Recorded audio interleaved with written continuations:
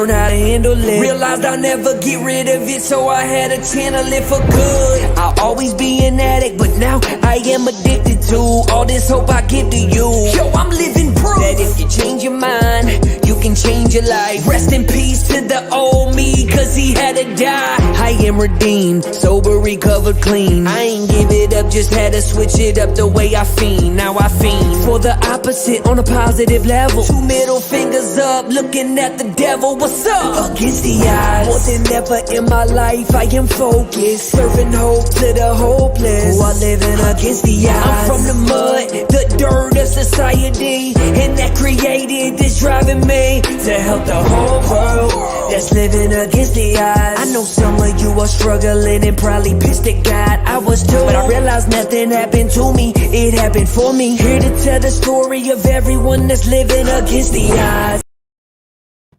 What up? Man, it's hard to follow that up. I get pumped. Straight up. How's everybody doing tonight? Hope you're all having a great 4th of July weekend, right? We're celebrating Independence Day tomorrow. We're going to let freedom ring tonight with a very special guest, a coworker of mine, a very good dude with a great story. He's behind stage right now. This is Noah Berglund. Tonight we'll be sharing his story. But first, I want to ask you guys to please do me a huge solid. Please share this on your page. And if you're in recovery groups, community groups, any kind of groups, share this live in those groups. Help us to reach people. We want to reach people because someone tonight might need to hear this message of hope. And that's what we're here to do tonight, is we're here to spread a message of hope. Another thing, if you haven't liked Against the Odds, please like the page, because we are very close to hitting 3,000 likes. And when we hit 3,000 likes, I'm going to throw a giveaway with the swag that we've created. So we've got some t-shirts and I'm going to give away. We're going to have multiple winners when we hit 3,000 likes. If you haven't liked the page, please do so. Once again, we have Noah backstage. I'm going to bring Noah up. Welcome, Noah, once I can find my mouse here. He's pumping his hands back there, getting pumped. Yeah. Woo! That's right. What up, Noah? Did I take it away right away or what? Man, you can do whatever you want, brother. I just wanted to introduce you and let everybody know who you are, how I know you, and things like that. Yep. I met Noah. We worked together at Bison Builders, right? Where we restore homes and help homeowners on a daily basis. It's a great career for both of our callings, for helping people. Noah has the same background as I have. He grew up a little different than me, but we both ended up in the same spot. So Noah's here to tell us a story, his story of hope, inspiration, recovery, and redemption, all that. So Noah, you can go ahead and take us away, brother. Well, I appreciate it, Phil. Yeah, I took a liking to Phil as soon as I started working at Bison Builders, just because, I quickly found out we have a similar past, and we have a similar present. So, both of us are working some sort of recovery program, and both of us have a platform in which we are trying to spread hope to those who are either walking in the path we walked or are trying to live a better life. So another cool thing too I found out is, it's not always easy to help the addict in recovery, but you can help a loved one who is dealing with that person in active addiction or is trying to clean up the mess after the storm has already passed through and that person's either incarcerated or is deceased. And they're trying to pick up the pieces of the life that was left. So, that's what drew me to Phil right away. I love that you have this platform Against the Odds. I love the hype music coming into it. It's just great. And I appreciate you allowing me to come on here and share my message of hope. And hopefully we reach a handful of people, and hopefully your page continues to grow, and the bigger you grow, the more lives you can help restore. So I love that. Phil, you have a great message. You have a great attitude at work. You put money second, you put helping others first. And, you know, with that type of attitude, I mean, good things are going to happen around you. So I appreciate you, bud. Yeah, as far as my story, so Phil said, you know, we were both incarcerated, but we definitely, I'm guessing, had some different upbringings. And the thing about my story is it really shows that it can happen to anyone. I mean, I'm a white male living in America, and this society was built for me to succeed. And I still crashed and burned. Like, I didn't have, you know, everything in my favor. So I grew up in a great childhood. Both my parents were together until the day my dad died.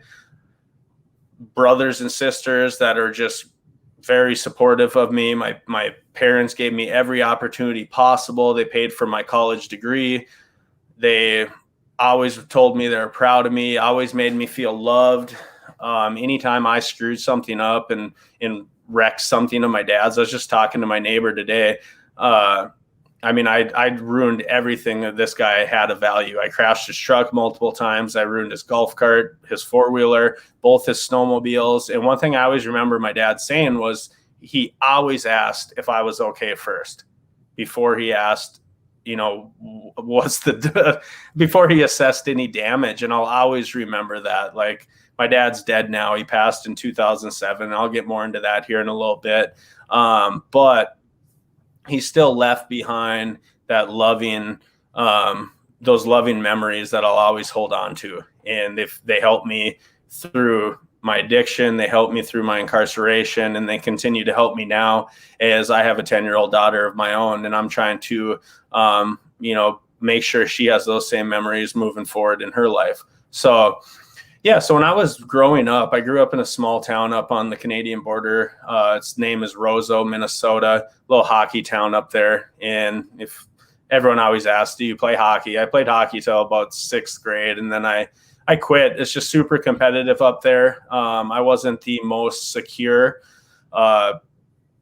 kid growing up, and that's part of what led me to my addiction. When I was 12 or 13, I started using alcohol just to deal with some of those insecurities. I didn't think I was athletic enough. I didn't think I was good looking enough.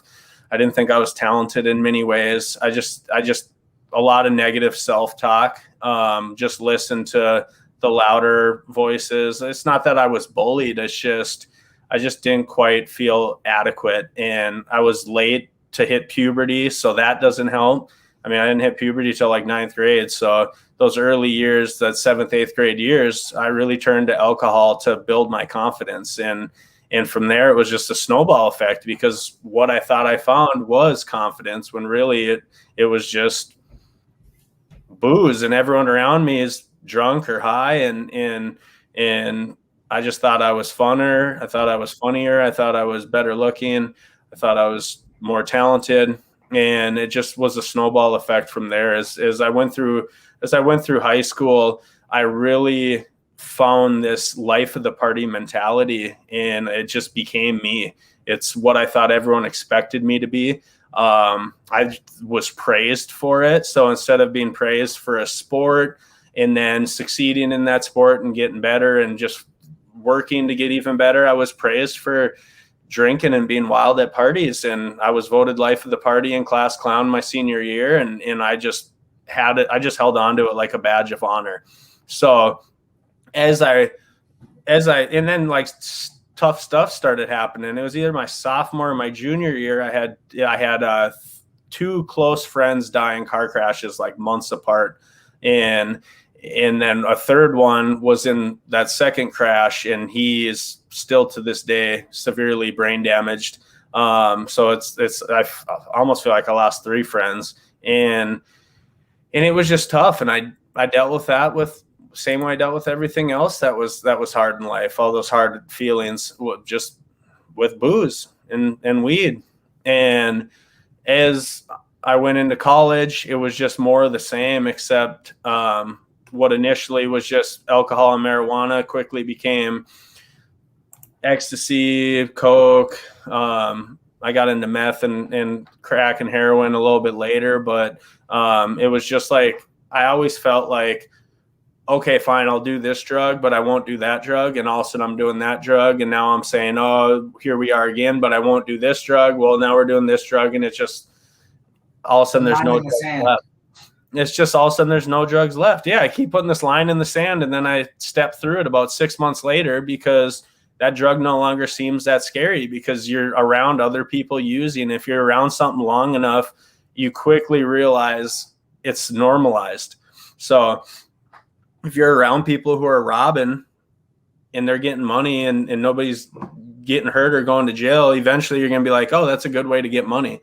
So it's really so true. And they say, you know, people, whatever's around them, and that's what they know. I mean, quickly it becomes, hey, this is not that big of a deal. And that's what it was for me with my use. So as I said, my parents paid for my college education. I'm very privileged as far as that goes, as far as opportunities go. And I really went to college for the wrong reasons. I graduated from college for the wrong reasons. So like when I graduated from college in 2008, it was by far my greatest accomplishment to that point in my life. But because of, I went to college strictly so I could keep partying. My parents were paying for everything.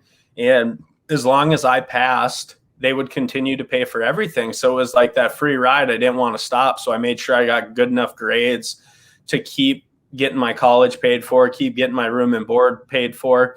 And so when I went through with that mentality, when I graduated, I really did not hold it in any high, light, or I didn't feel like I earned it.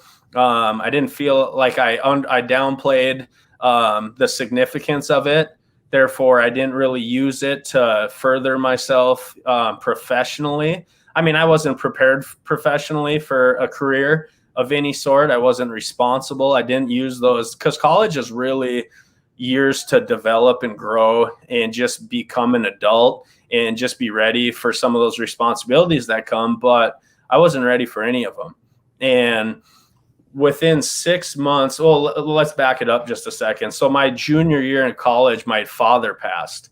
And that was another real rough point in my life, especially because I had pushed away my family so much at that point because my drug use had escalated to pretty, I was doing everything, just about everything you could think of. And I wasn't proud of it. And I was making some bad financial choices at the time. I was just sinking my bank account that was back in my hometown, like negative $1,000 every few weeks. And my parents would bail me out and put money in it. And it got to a point where my dad was reaching out to me for several months, like asking me what's going on. Is everything okay? Do you need help? All you got to do is call. We still love you. And that was the last time I spoke to my dad. I didn't even speak to him. That's the last time I heard his voice, was him calling, concerned, just pleading for me to call him back. And I never did. And eventually that next call I got was my brother saying, Dad's in the hospital. And I'm like, what happened? And he's like, I don't know, but we got to go up to Grand Forks because he's been airlifted to Grand Forks. Well, my dad had emphysema. He was a smoker. He was a drinker. In those later years, especially, like when I was growing up, my dad didn't drink. He quit smoking cigarettes for quite a while because the doctors told him if he didn't, he would die. Well, eventually the stress so my parents owned a restaurant growing up. Eventually the stress from that environment got him smoking again. And when I was like a junior, senior in high school, my mom went back to college. It was just me and my dad at the house. My brother and sister were off to college. My mom was getting her 2-year early childhood development degree turned into a 4-year teaching degree.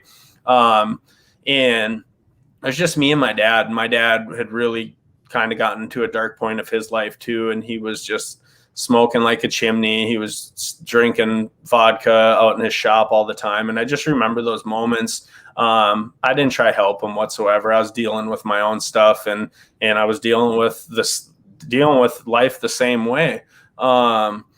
So just when he died, it's just another one of those moments when I could have went one way or the other, and I could have, dealt with life differently. I could have talked to somebody about how I was feeling. I could have talked to somebody about the regrets I had of not calling him back. I could have talked to somebody about the resentments I had for him dying and choosing booze and cigarettes over his kids and his grandkids that weren't born yet. So these are all things I didn't learn about until much later, when I was already in prison. I was already in recovery.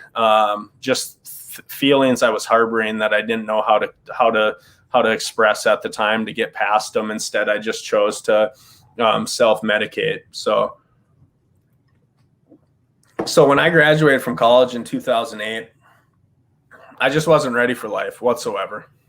I got a pretty good job out of college, used my degree for that.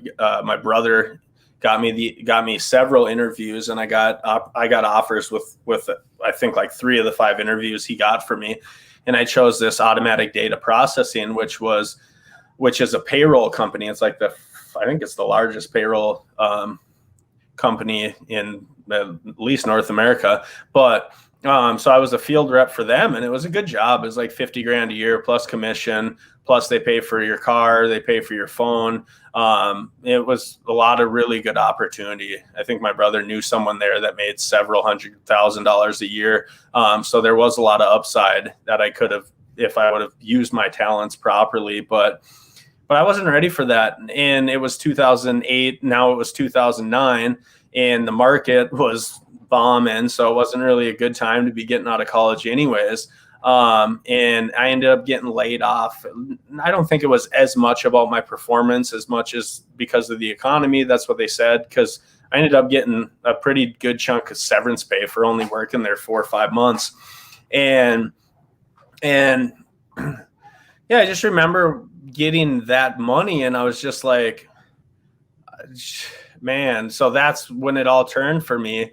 And I decided to take these drug connections I had from college and use that money to pick up some drugs. And I wanted the party to continue. So what I started doing is I started going up to like Alexandria, NDSU, UND, and bringing drugs and just partying with them and having wild weekends, and then coming back and going back up the next weekend. And then it just turned into going up several times a week. I mean, it got pretty ridiculous on how many trips I was making up there. I mean, I think I put so I had this Acura TL, and I put like 200,000 miles on it in 2 years. And that's all just going from Minneapolis to Grand Forks. So, I mean, that was like 2009, 2010. And that was the life I was living. I had a couple jobs in there, but I didn't take any of them serious. I was really just living the drug life, and the party was continuing. And for a couple years, it seemed like everything was going to be like okay, and I was going to do it for a little bit and then get out. But all of a sudden 2 years went by, and I was still doing it, and I'm like, oh crap. And then when 2011 came around, things got really dark really fast. I mean, it ended up being the worst year of my life. And it should have been the best year of my life, because my daughter was born in February of 2011. And that just sparked off just the snowball effect of disaster. I got raided in 2011 by the Northwest Drug Task Force, and I was living downtown Minneapolis in a high-rise apartment. I got robbed at gunpoint twice. I got robbed a third time, not at gunpoint, but just these guys pretending to be cops. They're in a Tahoe with cop lights, but they weren't cops, and robbed me for some stuff. Yeah, so I mean, I got in a pretty deep hole with some people you don't want to owe 6 figures to. And I got out of the hole the only way I knew how, and that was just by selling more drugs. And the problem was, as those sales went up, my drug use was through the roof. I mean, I was addicted to crack in 2011. I was smoking meth several days a week. I was smoking crack pretty much every day. my alcohol use was just constant. Yeah, I mean, I would use heroin to come down. It was pretty ugly. And by the end of 2011, I got out of a bunch of that debt. I still owed some people money, but at that point, I knew I was being federally investigated for trafficking drugs up to North Dakota and northern Minnesota. So I just was like, hey, I got to get out. So everyone always asks, like, what'd you do with all the money? Well, the problem is I got out and I was broke. I was still in debt. And I was like, those last few months in Minneapolis were terrible. Like I didn't even have an apartment anymore. I was sleeping in my car several days a week when I couldn't afford a hotel or when I couldn't find a couch to crash on. And by the end of 2011, tell you the truth, nobody really wanted me to sleep on their couch. I didn't want to call my brother and sister to see if I could stay with them because I didn't look good. I was about 40 pounds less than I am right now. I was 170 pounds and I was pretty sickly looking.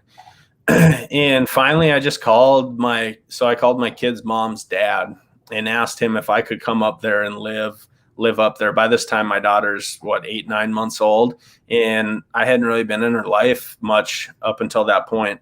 I was there physically I was there for the birth, but mentally I was totally somewhere else, wrapped up in this other life that I was living. And I was just sick of it. Like I got to a point where like part of me was like just hoping if I cleaned up a little bit that this mess I made would go away. And part of me was just like, I knew I was going to die if I kept going down the path I was going. So I moved up to Grand Forks in like November of 2011. I got a job working at a sugar plant as a lead. It was a decent job, like $22 an hour plus commission, or not plus commission, $22 an hour with full benefits. I paid off all my child support. I was taking care of my daughter, watching her grow up. And but I just had this dark cloud just hanging over me. And the feds like tried to reach out to me a couple times to get me to cooperate ahead of the indictment. And I couldn't do it. I don't know if it was pride or if I was just too scared or what, but the last time they came was in like March of 2012. So a few months after I'd went up there and cleaned up my act, and they came and they basically said that they're like, we know you're not messing around anymore, but just so you know, that doesn't matter. It's not a question if we're going to indict you. It's a question of when we're going to indict you. Well, they came about 2 months after that. So in May of 2012, they came and federally indicted me, and they hit me with 4 federal charges. They hit me with controlling criminal enterprise, which is a minimum of 20 years in federal prison. They hit me with 5-key co-conspiracy, which is a mandatory minimum of 10. They hit me with money laundering, and they hit me with illegal use of wire communications. I was guilty of all 4 of them. I thought 20 years was pretty excessive because if people don't know what controlling criminal enterprise is essentially they're saying you're running a criminal organization, which if you check all the boxes with what I was doing, yes, guilty as charged. It's just those laws are really put in place to take down drug cartels, biker gangs, mafiosos. I mean, they're built to take down some heavy hitters that they really couldn't touch back in the 50s, 60s, 70s, and 80s. And now they were just using them to take down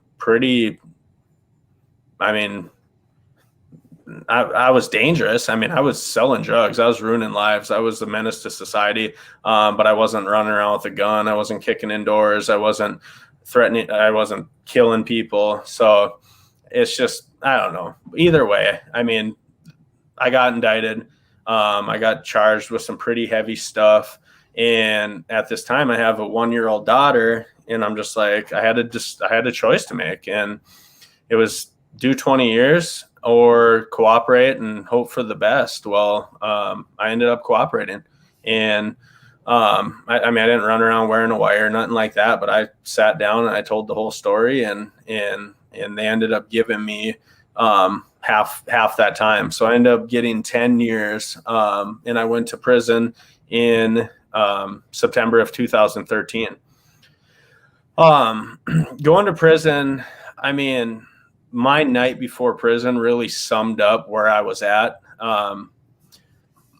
Like the weekend before, they let me stay out just a little bit longer to be in my sister's wedding or be present for my sister's wedding, which, I mean, I was in it, but I love the fact that I was able to be there, but part of me just feels shame because I did not make that weekend about her. I made that weekend about me. And all I wanted to do was go out one last night. And finally, my mom let me go out the night before we had to leave to turn me into a federal prison in Milan, Michigan. And I went out and I did ecstasy. I did coke. I had sex with a random girl. It was just like, that's all I cared about. That's all I cared about my whole life, was just making me feel better and making me feel more secure. And those are the things I used to make me feel more secure. Like it was sad. And I beat myself up about those decisions I made all through life for a long time. Like I had mentioned to you, Phil, that one of my main struggles was the way I would talk about myself. Especially when I first got out of prison, or when I first started writing. And then when I first got out of prison and was starting to share my story, I mean, I would go back and listen to some of those first podcasts that I took part in. I was just like telling myself I'm an idiot and a worthless piece of crap. And everyone kept telling me, Noah, you really shouldn't talk about yourself like that. And it wasn't until I got further along in my actual active recovery that I learned that those things were holding me back from really growing and really being a good dad and being a good brother and being a good son and just being good to myself. Because I mean, you shouldn't think that way about yourself, because like we all have something that we're good at. We all have value that we can add to this world. And you're just a perfect example of that, Phil.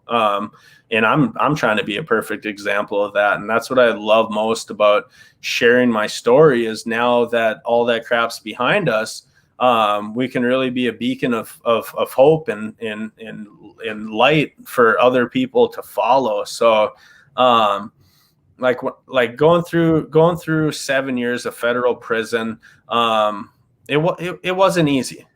But just like anything, you adapt. Like those initial years, that initial year for sure was like, oh man, because you're sitting here counting your time. You're trying not to, but you can't help but to, because that's all you have is time, and you're in your head and you're just trying not to think about it. But sometimes you just hit these moments where that's all you can think about. Like, holy crap, what kind of mess did I get myself in?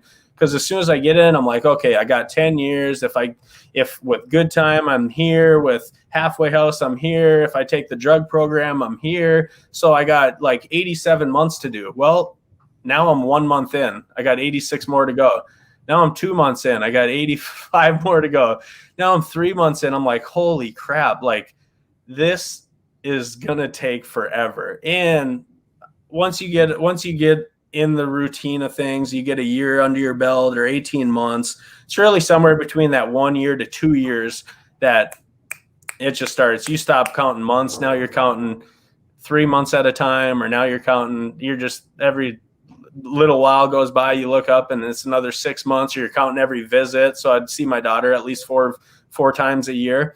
So I would just start counting those visits, and I'm like, boom, another year down, another year done. Another year done. And it really just starts to click. And if you go in there with a positive so anyone going to prison, whether it's federal or state, if you go in there with a good attitude, and like, you're going to meet people who are amazing human beings. Like, you don't have to go in there and hang out with people that are using, that are just getting ready to get out and hit that next lick. You can go in there and you can find just great people who think positively, that want to get out and do better with their life. And those are the types of people I found. And I'm still in contact with several of them. I mean, I got buddies all over the country that are just amazing people that are headed good places. It's just they screwed up. I screwed up. I mean, I wasn't I'm not a dangerous person, but I wasn't a great person either, for sure. I mean, the drugs turned me into someone else, and I'm so scared of going back to being that person, because even though my life seems not as exciting, man, you can have that excitement. like it's not even worth it. Like, just like tonight, I went out with my daughter, and we went out and ate. We walked around Grand Ave over in St. Paul, saw the beautiful houses, and it was just like, those experiences are just so much better than any crazy night I had out in Dinkytown or up in UND or NDSU. Like, man, every time I like hang out with other people that drink and I wake up and they're all hungover and I'm just like ready to like go work out or go do something positive, it's just like, go work. I mean, oh man, dude, like, not dealing with hangovers, period. Like, that's just awesome. And just hanging with other people like at Bison Builders, you got this huge sober community to lean on, to go out with, to go to Twins games with, and nobody's pressuring you to do some crap you don't want to do that's going to hold you back from your parenting duties, that's going to hold you back from working the next day. It's just a really good place. So,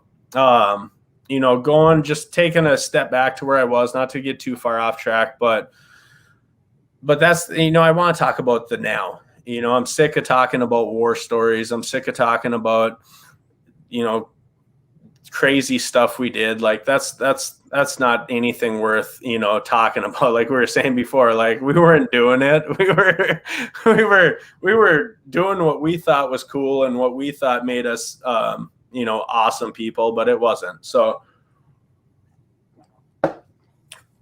another thing I want to talk about is just, so like, when I got out of prison, I don't know if it was the same way for you, Phil, but when I got out of prison, like, you have all these years to just envision your life when you're getting out, and envision what it's going to look like, what these opportunities are going to look like, what these relationships are going to look like, all this attention you think is going to be coming your way. And if you have kids, you're envisioning what your relationship with your kids are going to look like. You're envisioning the woman of your dreams that's going to just come out of nowhere and propose to you. It's like, and then all of a sudden you get out and you're just like, man, I really thought things were going to be differently. I mean, you thought you were getting out to freedom, but you got halfway house or you got home confinement.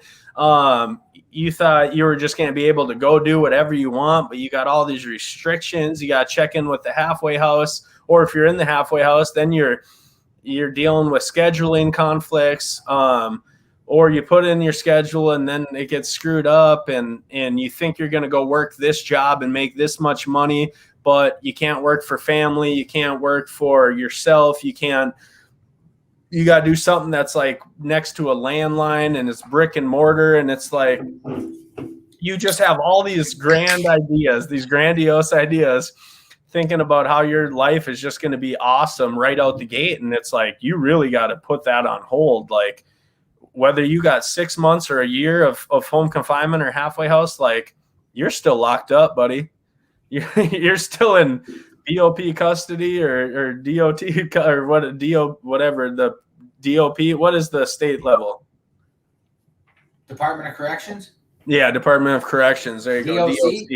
DOC or BOP, whatever, depending if you're state and feds. But yeah, so I really urge anyone who's that level of support on the street for someone getting out of prison, or someone who is newly released from prison, if they're listening to this message, just know that it's not that easy right out the gate. Like, just be patient. Like, all these things that you dream of in prison, they can happen, but they're going to happen on God's time. They're not going to happen on your time.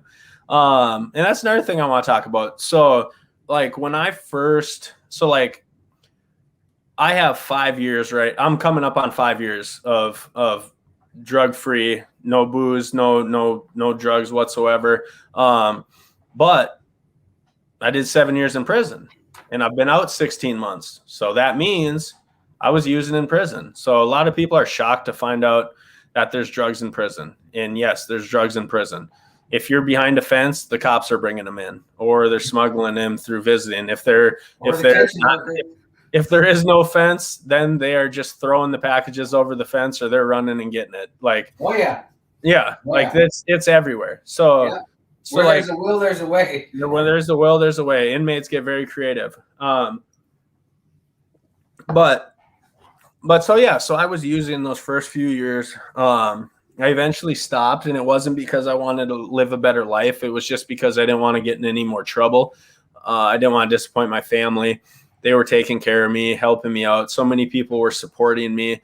And I just didn't want to be a disappointment and say, oh, I got to stay an extra month because I wanted to smoke some K2 or I wanted to drink some hooch. So I stopped about 3 years in, but I didn't start going to treatment until another couple years after that. So like 5 years into my sentence, I did this 10 months of prison treatment, and some real eye-opener stuff happened. I wrote some victim impact letters, asked for victim impact letters from my family, and my family just let me have it. I mean, I broke down crying, sharing every one of these in group. And then from there, once I finished that, I started doing a 12-step program. So, and that's when everything really started to change, when I really started to take a look at my use, and not just the damage it did, but just how it's held me back in every aspect of my life. Because I've always been told, hey, you're super talented, you got great people skills, you're going to go far in life. And I just kept not going anywhere because all I cared about was that use and becoming that life of the party. And I was just sick of being that disappointment. So when I started doing the 12 steps, I just started really taking a close look at myself. And that's when I really started to dig deep on some of those underlining issues. I didn't realize I had resentments against my dad. I didn't realize I had resentments against myself. I started to learn that, to be forgiven, you have to forgive, and you got to let go of some of that crap. And really you have to remove everything and look at your part. Like, what were you doing for this all to happen? Like, quit blaming everyone else. Take some responsibility for your actions. And let's figure out how we can move forward, because the past is the past. It's already done. There's nothing we can do to change that. But if we work our ass off right now, we can build a pretty kick-ass future. So it was between that, and I also started writing. So I started sharing my story around that same time. My sister's got a pretty big platform in the design build world. And I'm like, do you talk about me? One day I'm visiting, and she's like, yeah, I actually just started. I'm like, well, what's the feedback? And she's like, it's actually been really positive.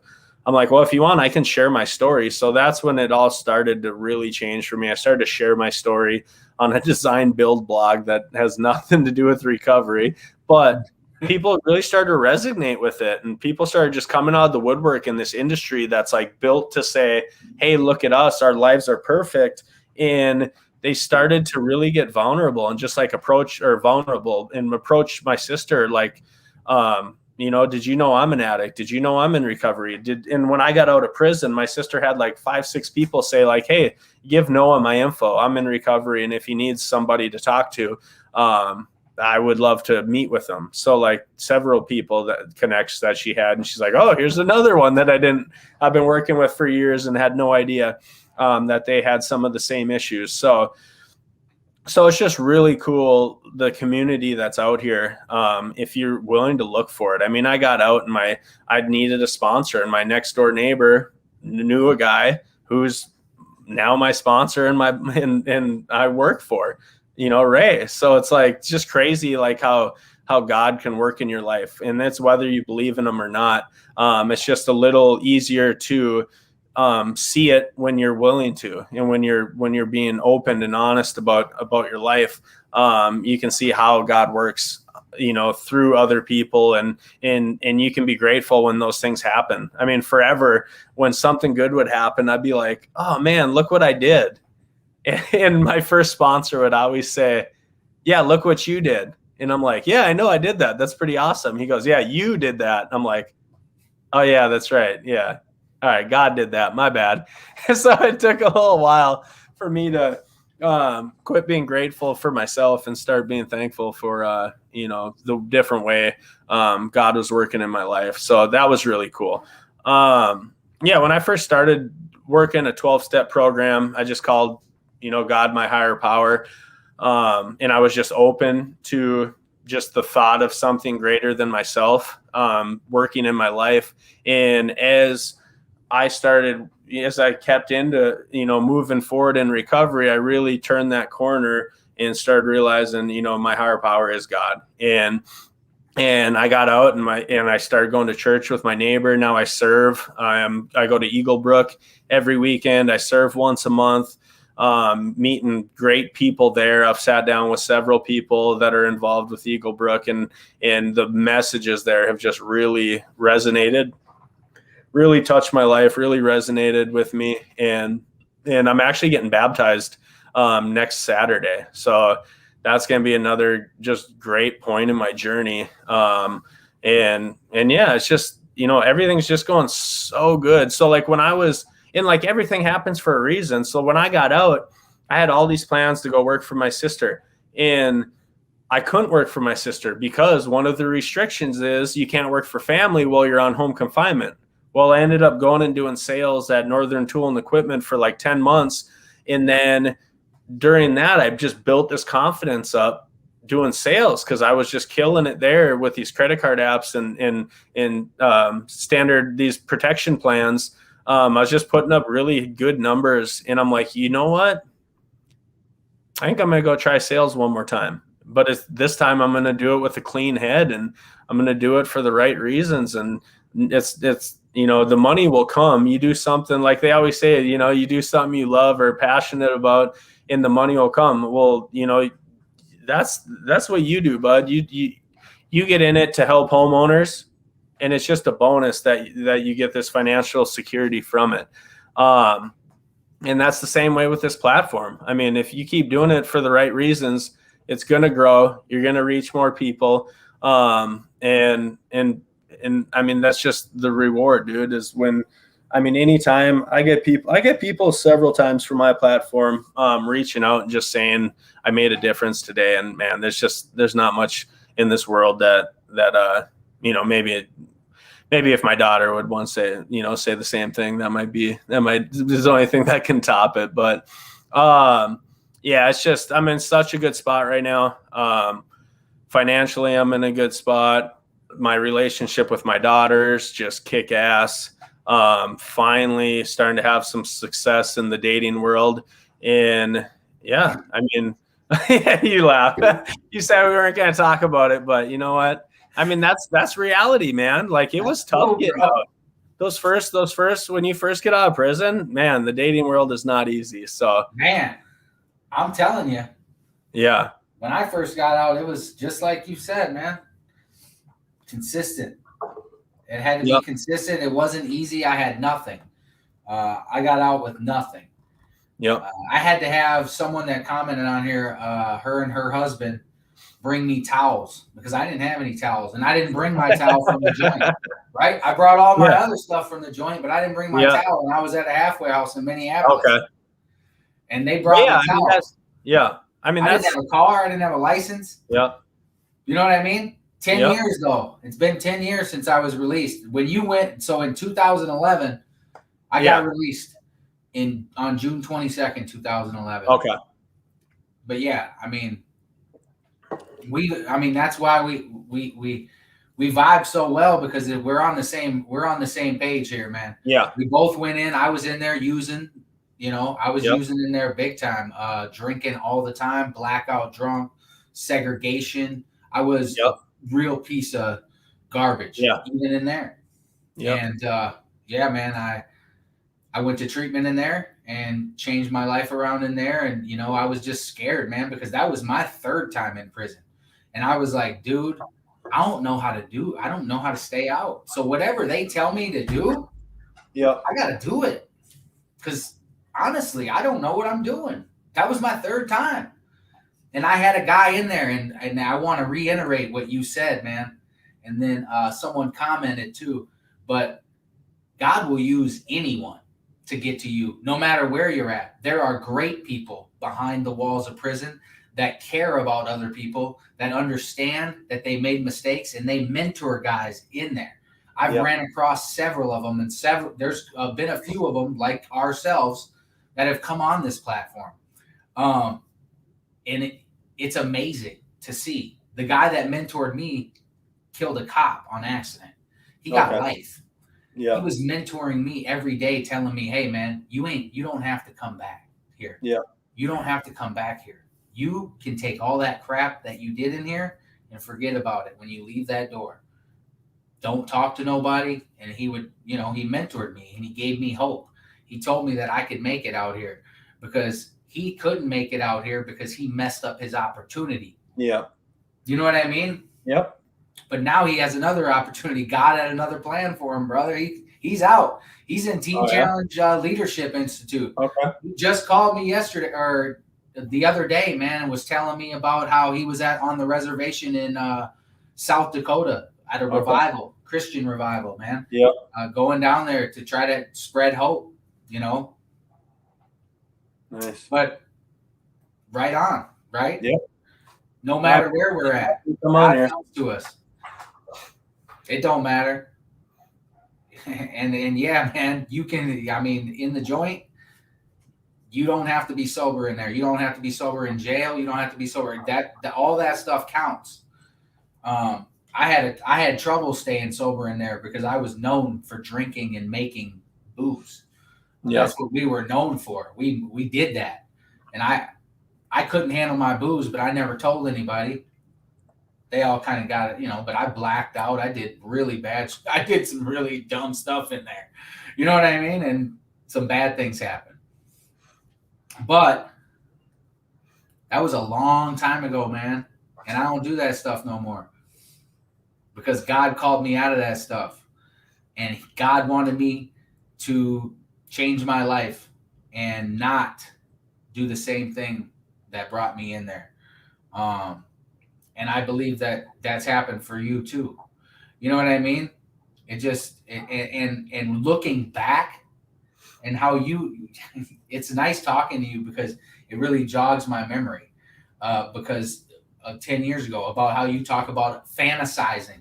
Yeah. Fantasizing of getting out and what's going to happen and who's going to be there. And this is going to be this and this way. And then you get to the halfway house, that dirty as hell. Yeah. Stinks. No freedom. Mine wasn't. Mine was clean. Mine was good. I loved my halfway house. That was just an example. Yeah. I really loved my halfway house that I went to this time. They really took care of me. It was all part of God's plan. You know what I mean? I was just, my attitude was grateful. Like you said, when you get out, you're just grateful, man. If you're grateful for where you came from, you know, I just knew that, you know, I was humble. I was like, you know what? I'm not going to have what all these other people have. I'm going to have to work for it. And I need to do that. And that was my thing. And I never wanted to work for anything. I always wanted to steal it or, you know, get it quicker. Yep. But anyway. Now look at us. Right. Now look at us. Spreading hope. That's right. Spreading hope to the hopeless. We've had a lot of viewers. I don't know if you can see that, but we've had, 20 people consistently watching tonight. I know we got some shares. We got tons of comments on here. One thing that we can do is when we close, you can go through and you can reply to all these comments. Okay. Because there's people talking to you on these comments. I try not to pay attention to them because I try to pay attention to you while you're talking. But I do have to do things on the side. That's why you'll see me moving around over here. I try, But we got a bunch of comments, man. I'm not going to pull them all up. I'll throw up a couple horns. Yeah, Charlie. I'll throw up a couple horns. Here's another person that I don't know that you probably do know. Yeah, he is in the feds with me. That's right, brother. Trenda, what's up? Yep. Yeah, Amy. She's a blessing. He's the man.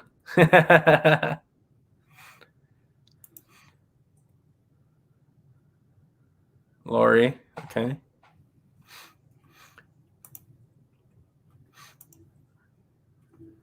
Yeah, I'm just running through a few of them. Yeah, no, that's cool. I always like to see what people think. Yep. There you go. She's watching upstairs. She's my biggest fan. She's watching upstairs. Making sure the kids are quiet. They're asleep. Love you, Ray. That's right, Ray. We love you. Anyway, man, we had a great live. I think you did a wonderful job. Thanks, buddy.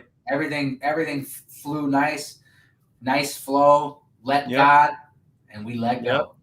And let God and let go. Yeah, and we did it. It went well because that's the way we do it here. We don't have a script. You know what I mean? We don't have a script. Yeah. We just go live and we jive. That's it. That's right. You know what I'm saying? So next week we do have a female coming on. I'll plug her probably after the 4th. But just so you guys know, we will have another live next week, and then we'll have maybe a few weeks off, and then we'll go live again. But Noah's still here, and Noah gave a great testimony of change, right? How addiction doesn't discriminate. It doesn't matter the kind of privilege that we put our kids through or, our parents put us through.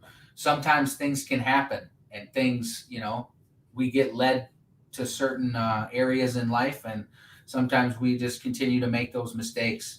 And sometimes it can seem like it's impossible to get out of the hole. And some people that get out of that hole, some people need more, right? For me, it's like some people can learn from a slap on the wrist. Me, I needed to get hit in the head with a freaking frying pan, a cast iron skillet, and then thrown in a cell a few times. Noah only needed to be thrown in a cell one time for a long time. Yeah. And it made him realize that he's got more purpose in life than to be sitting in a damn cell. Yep. That was kind of just me keeping it simple, like for myself. That's what I told myself when I was in there too. Like, man, what the fuck am I doing? Yep. I'm securing a spot to come back to a place that I don't like. And that was my 3rd time in there, and I was like, you know what? This ain't cool, man. This ain't cool. I gotta switch it. And that's what you did too. I think you got hit with a frying pan, but I don't think yours was as big and as repetitive as mine. No, I just needed the once. Right. You got hit pretty good. Well, anyway, I'm going to pull you behind the stage. If you want to take off and go do what you got to do, that's fine. If you want to stick around, you can. If you just want to leave everybody with the message, I'll let you do that right now, and then we'll close out. That's cool. Yeah, I just want to thank everyone for listening to my story. Thank everyone for anyone who supports Phil in this platform. I love what Phil's doing. Anyone who doesn't know Phil, he's just a great human being that cares about a lot of people. Loves just spreading hope because he knows what God can do when he works through people's lives. And he's seen the depths. He's caused the destruction, and he knows what's on the other side if you come at it with the right mindset. And I'm completely on board because I've been through all of it too. So coming from a couple ex-cons, there's just better things to do with your life. There's just better ways to live. let go and let God. I mean, that's it, buddy. We're just along for the ride. Yeah, I hope my testimony helps somebody, and I'll always be here against the odds and resilience to reform, baby. That's right. All right, Noah, I'm going to pull you back and then I'll close us out. All right, later, buddy. All right, brother. All right, everybody. What an incredible story. Noah, my guy, rocked it.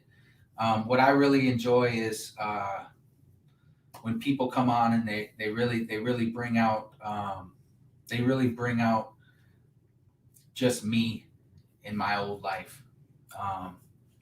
The way he talked about getting released from prison and doing that long amount of time and going to treatment. That's how I changed my life too. So it really brought me back to those early times when I was scared as hell to get out on the street because I just didn't want to go back. And that was pretty much the gist of it. I do want to thank you guys for tuning in. Thank you for sharing. Thank you for commenting. Thank you for liking this page. Continue to support this page, please. It is summertime. We are busy, but we are still broadcasting. And I'm going to give you guys a live every Saturday night that I can, that I have someone scheduled. I will. So far, we're doing pretty good this summer, and we have a lot of people lined up. But if something happens and it cancels, my apologies. I just don't have a lot of people on backup. If you guys want, if you're interested in sharing your story with me on a Saturday night, send me a message. You can send Against the Odds the message on Facebook, or you can send my personal page a message as well. It doesn't matter. I respond to each and all messages wherever they come from. I do want to thank you guys for continuing to support Against the Odds, and I hope you guys have an amazing 4th of July. It is an amazing holiday, and it is also a holiday that I used to regret because I used to hear the fireworks popping off when I was sitting in Stillwater prison. And I used to not like holidays for that reason. But today's a different day, and I celebrate my independence and I celebrate my freedom. And I do celebrate these things, and because my past is in the past, and it is a blessing. Thank you guys for tuning in, for supporting Against the Odds. Once again, thank you, Noah, for speaking. I think he's on the backside. We're going to have a little chat after this. But anyway, thank you guys for everything and continuing to support Against the Odds. We will see you guys next week. Till then, peace. Have a good night.